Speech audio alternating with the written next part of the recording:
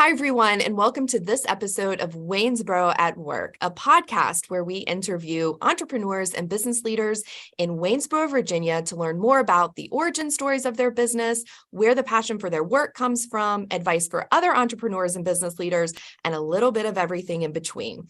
I'm your host, Brooke Anderson, and I'm joined today by Jack Walker, who is the new general manager for Rockfish Gap Outfitters. Jack, welcome to the show. Hi, Brooke. Thanks for having me. Absolutely. So for people that might not be familiar, even though there is a clue in your business name, but for people that might not be familiar with what Rockfish Gap Outfitters is all about, fill us in. Well, our tagline is "We are the gateway to your next adventure." So what we're all about really is just helping people get outside and enjoy the outdoors.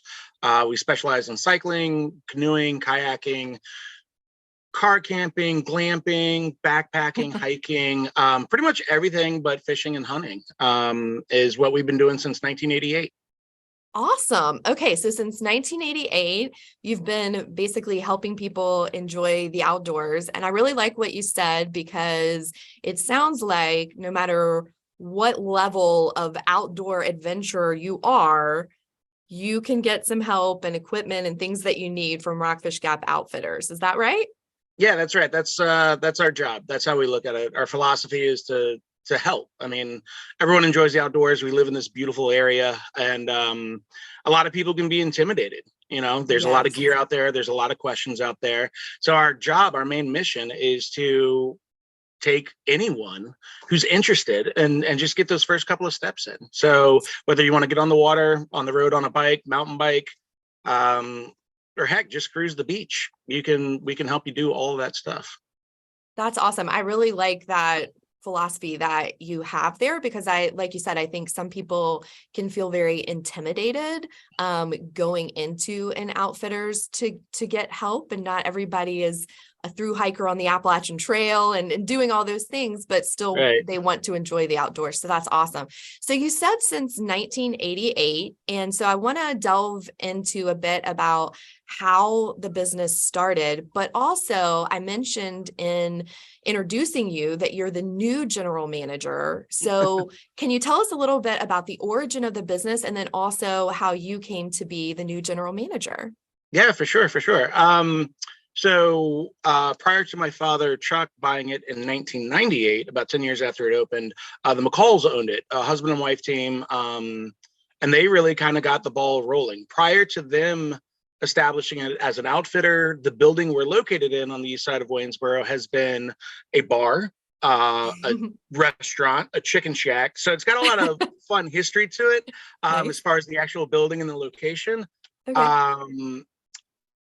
Had her, and there are still guys on the police force who have stories about it.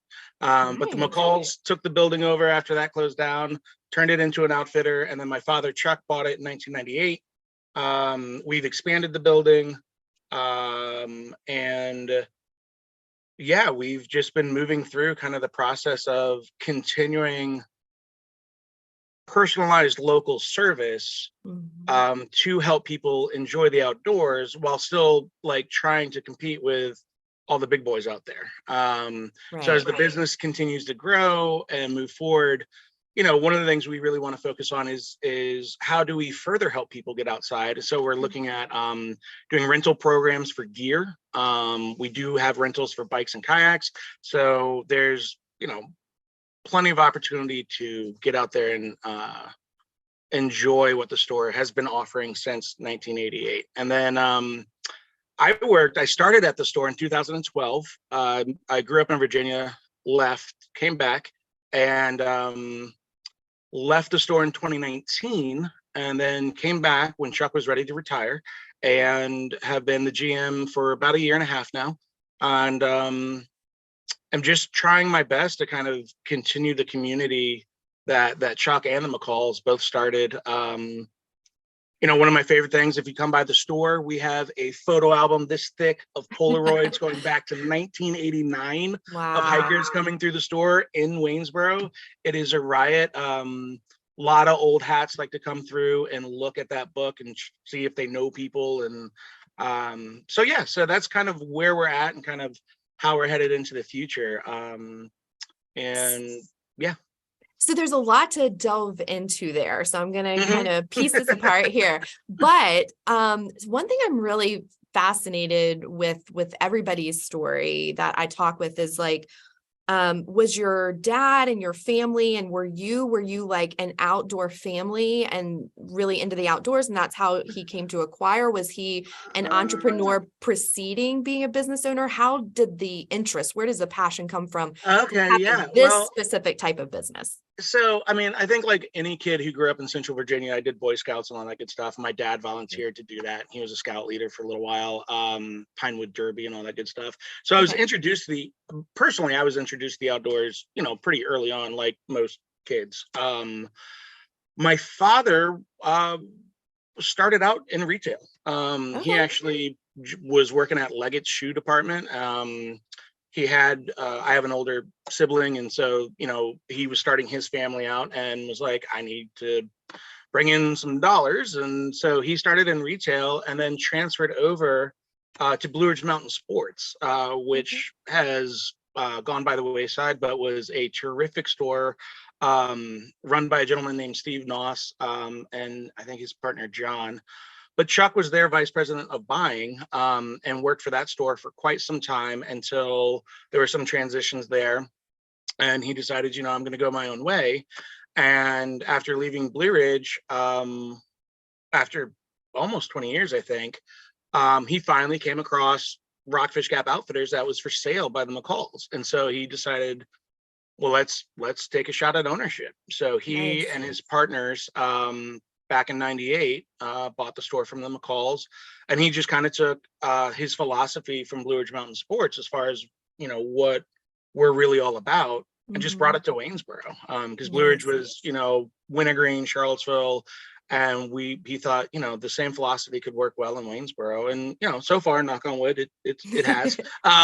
Yes. So yeah, that's really, I mean, we as a kid, especially as a teenager, I did, just because my dad was into it, I was like, no, I'm not gonna go outside. I'm gonna do other things. Right. But when so I moved to New York City, and I went to school in New York City, and I lived there from 99 to 2012.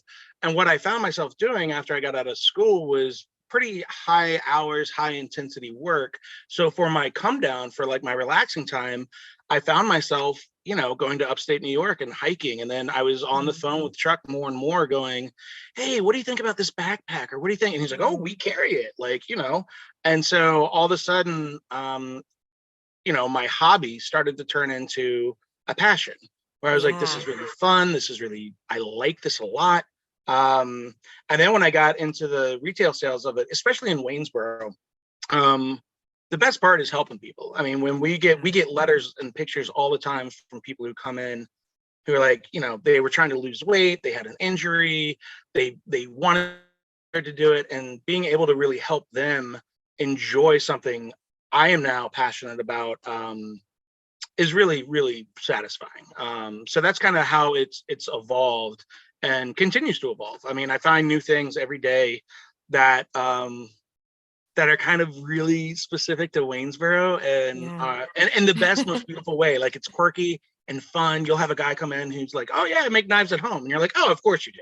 Of course why wouldn't you make knives at home? Cool. We'll sell them if they're good. Bring them on in. Let's take a look at them. So it's really fun to take that hobby and have made it into a bit of a passion. Yeah. Nice. So one thing that you touched on that I think is really important and fascinating is the benefit of doing something out in nature. And again, you don't have to be, hiking 500 miles or anything like that, but just like a walk through the woods or, can you talk just a little bit about why nature and outdoor activities are so beneficial for us? Gosh, that is a huge question. I could talk for hours on that. I mean, there's everything from the scientific support to it. There's a lot of data that suggests that it's good for us to be out and partaking in an activity. It's one thing to take your phone outside and sit on the bench and do a work email. That's not really being outside. Yeah. Putting everything down, turning your consciousness to where you are. And it could be Constitution Park, it could be Ridgeview, it could be the Appalachian Trail, it could be anywhere, but it's the mindful practice of just taking in what you're doing. And that it can be for 100 yards. It doesn't have to be for 20 miles on the AT. It doesn't have to be this big to do. You can grab a backpack and a PB&J and go take 20 minutes. And it's just, I guarantee you, everyone comes back a little refreshed. That and the feeling of like, hey, I haven't done that in forever. And and that is the bee's knees. Like that's, you see people light up when they come back and tell you, like, I tried my new shoes, I tried my new hiking sticks, I tried my new water bladder, whatever it is, my new bike. Like you see them light up. I mean, it's like being a kid again. It's like finding that, like, I don't know. I hope I'm not the only one who like found a mud puddle and grabbed a stick. It was like, ha. Yeah. Yeah, let's get it going. It's kind of like that all over again. And you can do that when you're 40 or 80. It doesn't matter. So that's the benefits of being outside, being conscious of being outside, and really participating with your heart and soul, just as far as, I mean, just enjoying it. I also think in this day and age, it's something that we all could use a little bit more of, putting things down and just going. And again, 30 minutes will do it. You don't have to. So many people I talk to are like, oh, I don't have the time. And I'm like, you absolutely do. If you can go to Target, you can totally go hike in the woods. Like if you can do that, you can. And like I said, like, I mean, the city's done such a great job with Ridgeview and Constitution. Those two parks are in everybody's backyard. And they're great. The river walk is so nice. And it's worth it, definitely. So that's what we're here to help people do, is just get that motivation and get the right gear to do it comfortably. I've heard it said that nature really helps you, because nature is so much in the present. Like nature isn't thinking about the past or the future. It's very in the moment. So it helps you be very in the moment. And that's why people are often drawn to it. But I think what you said about, yes, it is nice to take your laptop outside and do some work emails, but that's not quite the same. Like, even if you're going to spend a short amount of time, try to make it like focused time. I think that's super, super important. And it has to be so satisfying, like you said, to have people come back. It sounds like you have a lot of repeat people coming back, telling you how much they're enjoying you've helped them set up to do. It is fantastic when we get people, either first timers through the shop or people who are new to the area, especially. It's just great. It's really nice. But you're right. What's important is an active awareness of the moment when you're hiking, wherever you may be hiking. And that's where, like, the magic or the hiking mojo really starts, or the outdoor magic. I mean, that's again, you don't have to be hiking. You can just be out there walking, or you can just sit on a bench and take in what you're seeing and just not be here. And you can do that in really comfortable outdoor clothing that you bought from the store. That's But yeah, no, a level of conscious awareness. And you're absolutely correct. Like, the creek doesn't care about where it's coming from or where it's headed. It's just a creek. Same thing with the trees that you're passing.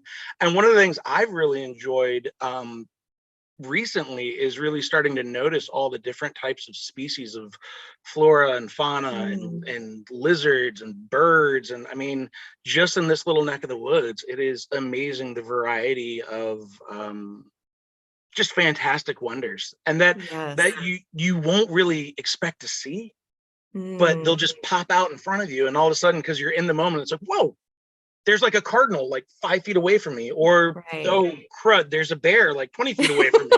But it's still like one of those things where it's really, really you can't pay for it. Like, you can't buy it anywhere. You have to get out there and then just wait. And 99% of the time, you're gonna have some goofy fun thing happen, whether it's a puddle of tadpoles or I've one of my favorite things was watching a bird eat an insect with my kid. And she was like, what is going on? I was like, that bird looks like it's eating a giant cicada. I don't know what's going on over there, but that's crazy. Yes. So yeah. Awesome. Well, I think also, you touched on something else, which is our area is really ripe with opportunities, easy opportunities even to get outside and to experience some of these things. So can you talk a little bit about that? And then also, why is Waynesboro, in your opinion, such a great place to do business, to have your business? So location.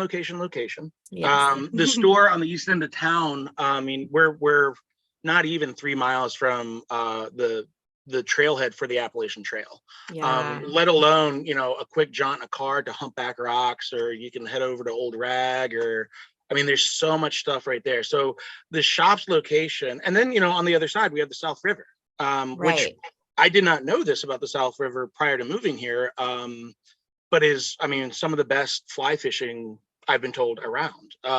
So you have like this great duality of like, you have river sports, then you have hiking, and then you have the parks to go cycling in. You have Skyline Drive, Shenandoah National Park to go cycling on. So it's great being where we are, because there's so many arteries of outdoor activity that people can just like that, just hop on. I mean, it's really, really cool. As I said, I moved down in 2012. I started September of 2012 at Rockfish Gap Outfitters, and to watch the development and the actual earnest work being done. Yes. I wish I could hit fast forward on it. But people are out there really doing good work. I mean, the Crozet Train Tunnel was a project talked about for forever, and it's amazing. It's great. There's history, there's nature, it's right up the road. It's just a fantastic project. And I think as Waynesboro continues to develop itself as a kind of an outdoor destination town, we're going to see all the cool things that it has to offer, explode. I mean, hopping, like driving up, 20 minutes north and hopping on the South Fork of the Shenandoah, one of the few rivers that flows north, which is kind of cool. It's I mean, there's just so much cool stuff around there. Going down to the Rockfish River. I mean, now I'm on water sports. Like, we can talk about the Maury River, or we can talk, I mean, but there's so many. It really is a cool little mecca to be kind of nestled in the valley, and have so much access to so many fun activities that, again, people, like, you don't have to be, I don't know, name a famous explorer, Edmund Hillary. You don't have to be him. Yes. I don't, like, you can just go and rip it, because it's like, it's in your backyard. Exactly. So that's why I think Waynesboro is so unique, especially sandwiched in between, Harrisonburg, Stanton, Charlottesville, Crozet. Like, to be right here next to everything just makes it so special. Yes. That's why I'm rocking my Waynesboro shirt. I love it. I love it. Good choice. Good choice for today. One of the things that I hope this episode does is sort of, especially people that, live here and are local and all of that, is kind of help to remind people what a special place we live in. I think sometimes you can get sort of like location blindness, because we're surrounded by the beautiful Blue Ridge. We see them every day on our drive to work, and like all these things we have so accessible, you can almost become blind to them. But I know I was recently reminded of like, oh my gosh, I live in a place where a lot of people come to like vacation, or a lot of people come to visit, and they're like, oh my gosh, I wish I lived here. And like, I live here and should be taking advantage of some of these wonderful things more often than I actually do. So I'm hoping that's part of what this episode will do, is help shake people up a little bit. And then when they need to go out and do all these things, they'll come visit you to get all the gear that we hope so. And really, like, again, I hope it does that as well. Because it is so accessible. So I just have a curiosity question, because I happened to just yesterday finish reading a book about the Appalachian Trail. Okay. So I am very curious about becoming, I think it's Odessa. Becoming Odessa. Yeah. Absolutely. Mm-hmm. Jennifer Farr Davis, right? That's right. Yes. Yeah, absolutely. Yeah. So I just finished that, and I'm actually preparing to go on my first overnight hike. I'm just so curious about what your connection is with the Appalachian Trail, like the thru hikers, especially. Do you get a lot of? Yeah. Well, so when you do distance hiking, I tell people, like, doing distance hiking, you are kind of participating in a endurance sport. So thru hikers need new gear, need food. I mean, everything Showers. from toiletries to exactly, like, I mean, from the tippy toes to the top of their head, they need to make sure they're doing okay, especially depending on the time of year they come through.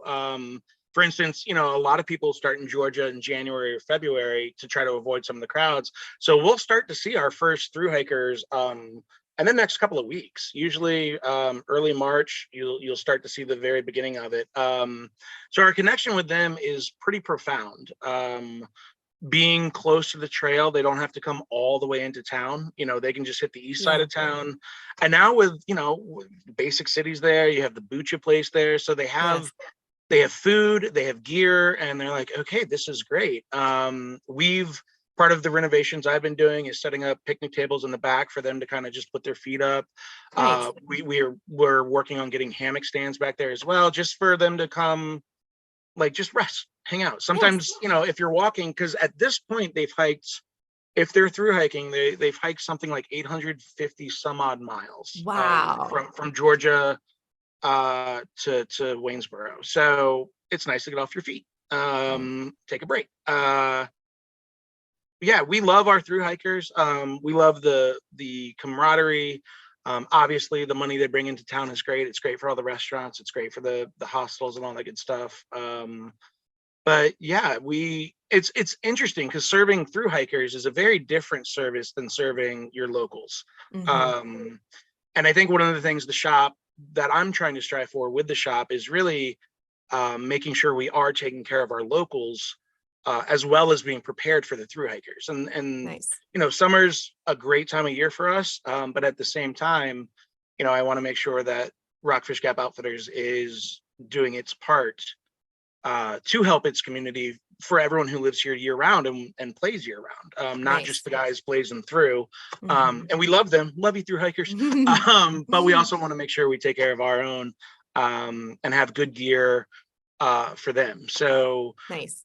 Yeah, I mean, a backpack for a thru hiker and a backpack for a day hiker or a local yokel who's not going to go out there for more than maybe like 3 nights, right. 2 totally different conversations. Yes, absolutely. So like for your first overnight, how far are you hiking from the car to where you're going to camp? Right. Or are you just going to drive? Like there's driving up to Big Meadows and just renting one of their sites in the park, and you're kind of camping, but your car's 100 yards that way and there's bathrooms. Right. So you're kind of stepping into it. So if it's a disaster, you can be like, okay, it's time to go home. I'm gonna go home now. Right. So, and that's one of the things I think a lot of people hear the word camping and they assume, okay, 20-mile hike, I'm going to set up in the middle of the woods and fight the wildlife. And it's like, no, right. you can still scratch the itch without it being, into the woods or something like that. Absolutely. Yeah. Well, and I think that's a really interesting point that you bring up as well is, one, it's good to know that whether you're local or you're a thru hiker and whatever your experience level is, you guys can help. And I think the real difference between, ordering your gear online where everybody orders stuff or going somewhere local, you're not just getting the gear, you're getting the advice like you just gave me, which is, hey, okay, you want to do an overnight hike. If I go to Rockfish Gap Outfitters, you're going to be able to say, well, here are some options of how you could do this. So it's not just the gear, it's like the expertise that you guys provide. And that is kind of we have a very old carpet. We have a very old building. But one of the things we get to brag about is that everyone in that shop hikes, paddles, cycles. I mean, we're all users of the drugs we sell.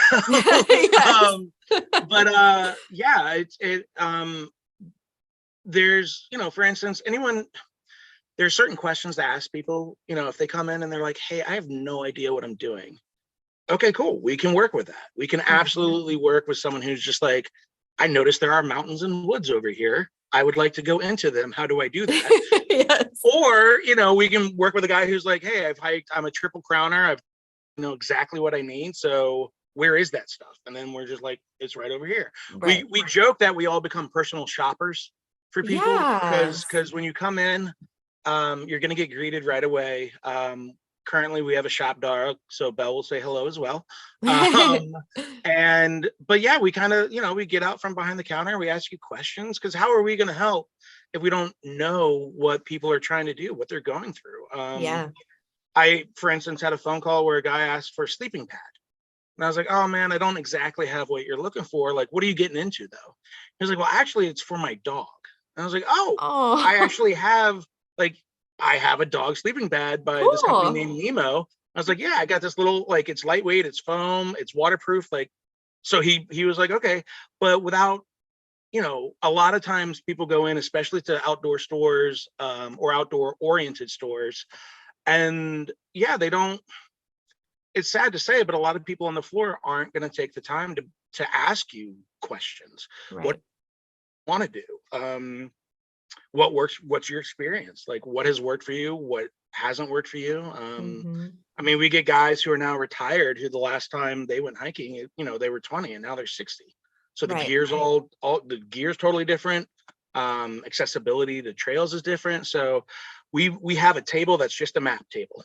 And we will bust out maps. And yeah, so I mean, a lot of times, like, it's great. We have our GPSs when we can do all trails and all that stuff. But at the end of the day, having a piece of paper, knowing point A, point B, and then having a nice place to go over that with knowledgeable staff. That's what we aim for. Awesome.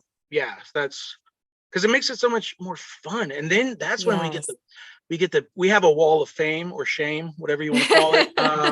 But I was looking at it last night, and we have, except for Antarctica, I think I have pictures from local people who have been to every continent: Africa, Central America, South America, Australia, India. I mean, like, England, there, with our kit, with our gear that we help outfit them with. And then they come back and they give us these pictures and they're like, it was awesome. Like, that raincoat did great. And we also get the, like, those shoes are terrible after 2 weeks. And it's like, okay, that is awesome. That's great to know. Cause then we can, like, we love that type of feedback, especially from our locals. And that's one thing you don't get with, like, through hikers, because the through hikers they come in, how's it going? And they're out. It's really great to have our locals come back in and kind of give us really honest, direct feedback. Because we do our best to establish a relationship, not like just give me your money and get out. Like, we want to hear about it, because it helps us do our job better. And again, our job is to help people get outside and have fun. Awesome. So you can tell me these shoes are terrible. I won't take it personal. I'll be like, good to know they don't work for you. Let's try something else on. Like, what didn't you like? And then it's so fun because you can see them start to evolve mentally in and how they're, like, looking at their gear, how they're looking at the outdoors. They come in, they start buying, like, oh, I want to get this book on identifying, like, butterflies. Like, cool. All right. Like, a year ago, you didn't want to go in the woods because of ticks, and now you're, like, out there doing it. So it's really, really, really cool. That is really cool. I mean, what a great mission, and, like, going in every day and knowing that you're making a difference in that particular way. To get into the business side a little bit more, you have a lot of unique experience. You are in a family business. You are a leader of this business. For other people that might find themselves in either of those scenarios, what kind of advice do you have? Or even just for people that are like looking to start a business, what are your key nuggets of advice for those folks? I am like the worst person to give this advice. I will talk. I can talk. We can go bikes, kayaks, canoes, shoot, whatever. Business advice. I do think Waynesboro is a diamond in the rough. I think it's being shaped. I think there's as manufacturing and things like that have shifted, and the city's more focused on the outdoor industry, agritourism, things like that, getting revenue into the city that way. I think now is the time, if you are interested in starting a business or joining a business, if you want to invest in a business, anything like that, now's a really good time to get in. Because I think, looking back to 2012, and here we are in the beginning of 2023, the absolute mind-boggling changes that have taken place. I mean, knock on wood, it's going to just continue. I mean, whatever the pace is the pace. But for anyone who's really looking to start something, that now's a good time to get in. Again, location. So, depending on what people want to get into and what they're going to do. I'm a food junkie, so I always love new restaurants. So open up more restaurants. But no, I think I don't know, that and the other thing is that, you when you're doing your own thing and you're at the top of the pyramid, so to speak, you can't. I mean, one of the things I always joke about, and when you said, I laughed when you mentioned this, is that it's not really me doing it. Like I spend a lot of my time in the back paying bills, like schedules, setting stuff up like this, marketing, stuff like that. It's really the rest of the team. The team I have around me right now is just phenomenal. And they're the ones who are primarily out on the floor working with people and helping people. So there is a difference between like, I want to there's a difference between running a restaurant and being the bartender. They're both involved. More fun than the GM. But yeah, I think now is a great time for people to get in on the ground floor of a city that is continuing to grow and continuing to make really good progress, especially for the outdoor industry. I mean, there's I mean, I don't know, I could go on and on. There's some, I mean, that's great. Well, and like you said, it's, location, but also timing, because with the trajectory that things are on, like you said, there is a benefit to getting into something that's on the ground level. And I would say things are beyond necessarily the ground level, but the further things go along, the harder the entry point may be. So rent will go up, property values will go up as more, and it's all part of the game. So yeah. Take advantage now. Get in. Take advantage now. Okay. If I can do it, you can do it. That's right. There you go. However, a year and a half under my belt compared to, Chuck running it for 2 years and the McCalls for a decade. I still, I almost cussed. I still get my butt kicked every day. It's every single day is you go in and you're like, what's going to happen today?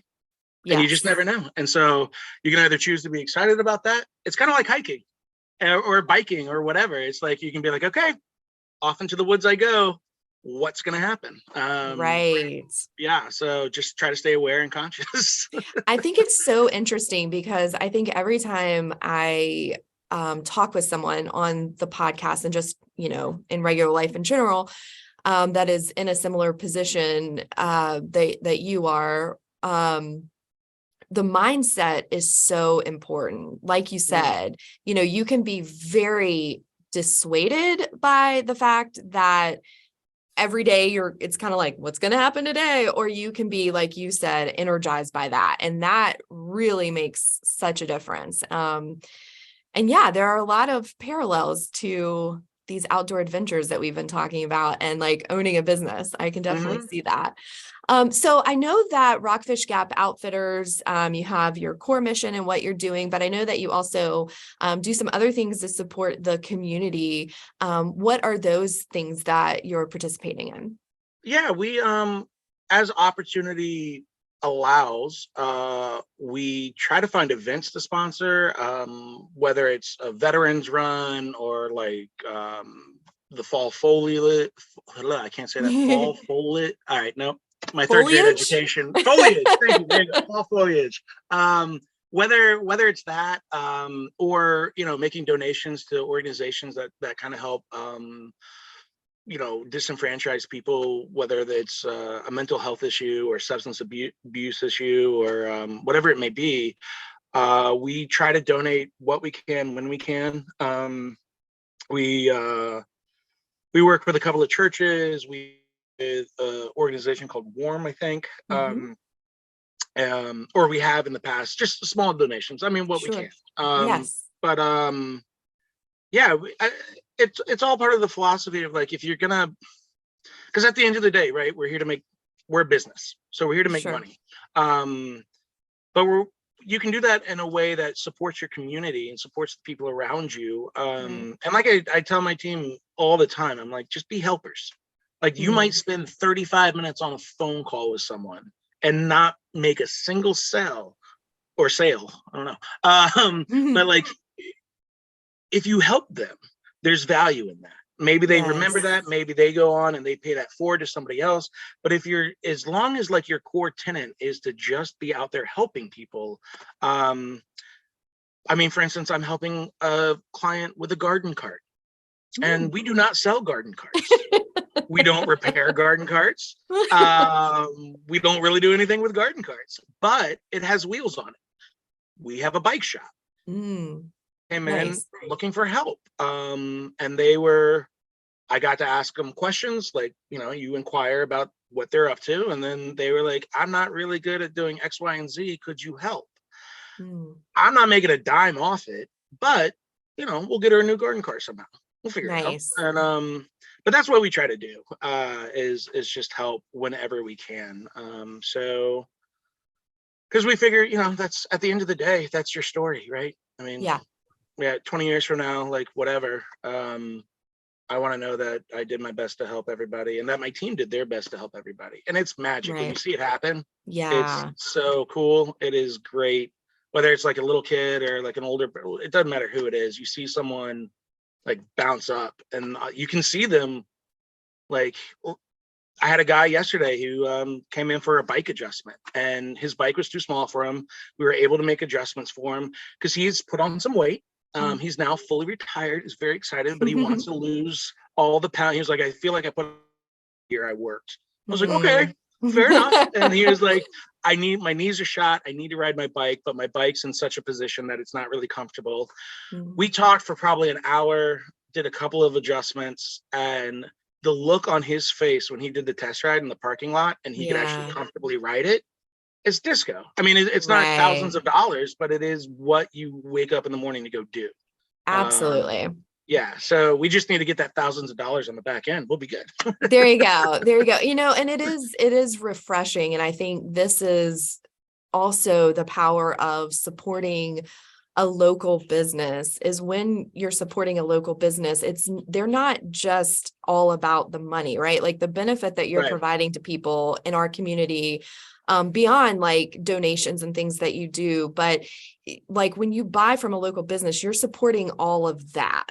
And if that aligns with your personal belief system, then, you're really kind of voting for that with your dollar. And I think that's so important. Even if things may be a little bit more at the local business or whatever the case may be, there's also more value in it so often. Oh, for sure. Yeah. I mean, we'll price match any vendor we carry. For instance, if Patagonia is doing a sale, we will sell you the Patagonia if it's from Patagonia. We can't really do that with eBay and Amazon. Sure. And we do hear it a lot that like, oh, this is more expensive, et cetera, et cetera. But what we all, I mean, that extra $12 that you're spending shopping locally, I mean, the money stays in the state, you're supporting a local business, but what you're also paying for is that if that piece fails, if you have any issues whatsoever, you now have an established relationship with someone who has your back 24/7 and will advocate for you with the vendors. I mean, oftentimes we will just take something off the shelf and be like, here's your warranty return, give me that. We'll put it in the back, and then I do warranties and returns and I deal with it. And that you don't even have to fill out a form. You just be like, hey, I bought it from you guys a couple of weeks. It's failed. And if I can, we'll just do a swap out. And then I'll go deal with Patagonia or whoever. So yeah, sometimes it is more expensive to shop locally, but the value, I mean, I think it's it's hard to measure, especially once you get going. Yes. If you do get into it, you're buying lots of gear sometimes. I have so many tubs of gear. It's too much gear. But yeah, when you shop locally, and you establish that relationship, especially, I always say that we're a gear store that sells clothing. We are kind of gear nerds, and we put our money where our mouth is, because we'll back it 24/7. If there's a warranty issue, and again, like, it's not to nickel and dime anybody. It's just like, let's make this easy for them. Like, again, how can we help them go play? Right. We can help them in this instance by, let's just do a quick swap out. There you go. And then they're on their way. I deal with it on the back end. And that's the relationship I think a lot of people are missing. When they're going to larger box stores, I think there is a little bit of disconnect, and you're kind of left to your own devices.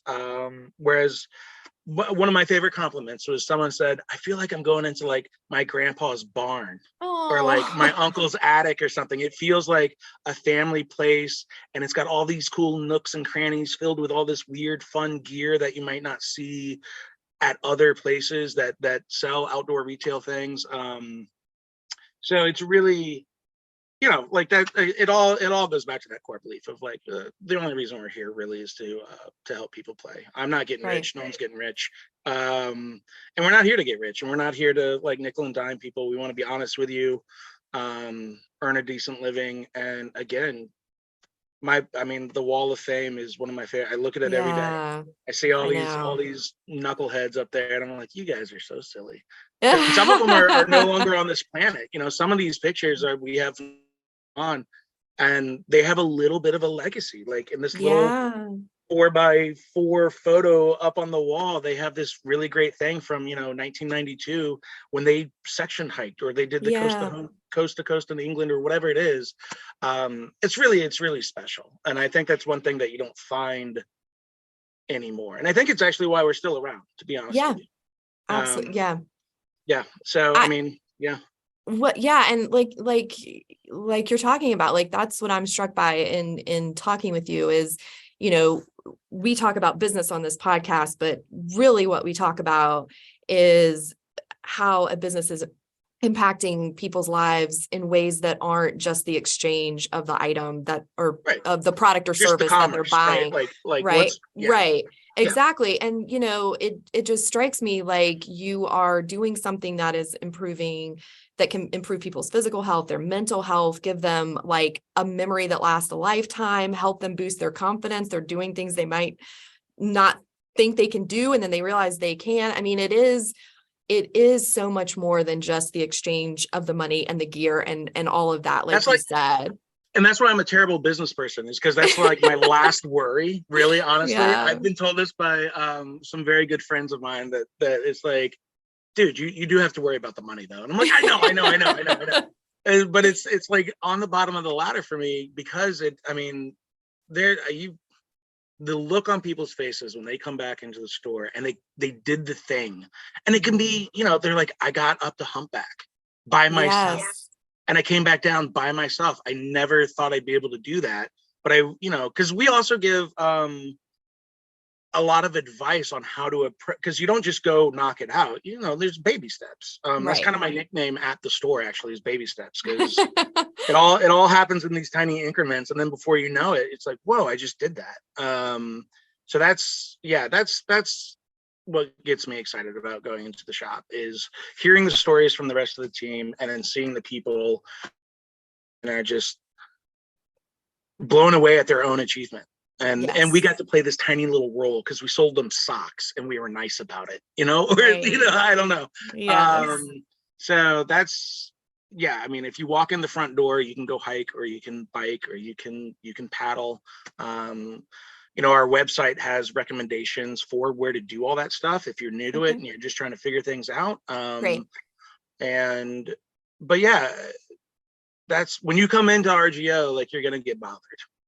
Like, you're going to be bugged about, what are you doing? How can we help? What's going on? Awesome. So no, but it really is way more than just the here's your thing. Thanks for the money. Have a good day. Absolutely. I need to get better at that part. Okay. I can improve all that right.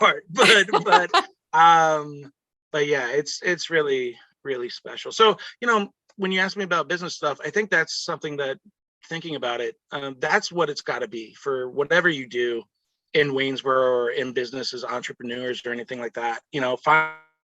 Where, yeah, the money is part of it, but you really do take joy in helping someone do whatever it is you're offering as a service. So whether that's welcome to the yarn store or the wine store or whatever, just make sure you're doing something that you, when someone's happy, you're like, all right, you get a little dose of that happiness too.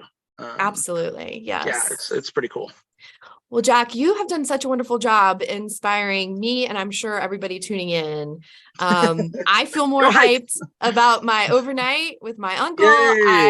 Yes. So I think just thank you for everything that you have shared and just all the cool things and the philosophy of what is going on over there at Rockfish Gap Outfitters. For people that want to learn more, you mentioned your website, but tell people what that website is. So it's rockfishgapoutfitters.com. Okay. All one word, all common spelling. So rockfishgapoutfitters.com. We don't do e-tail, but we do have information. We have a list of some of the brands we carry. You'll find out directions to the store on the east side of town. You'll see suggestions for rides, paddles, hikes.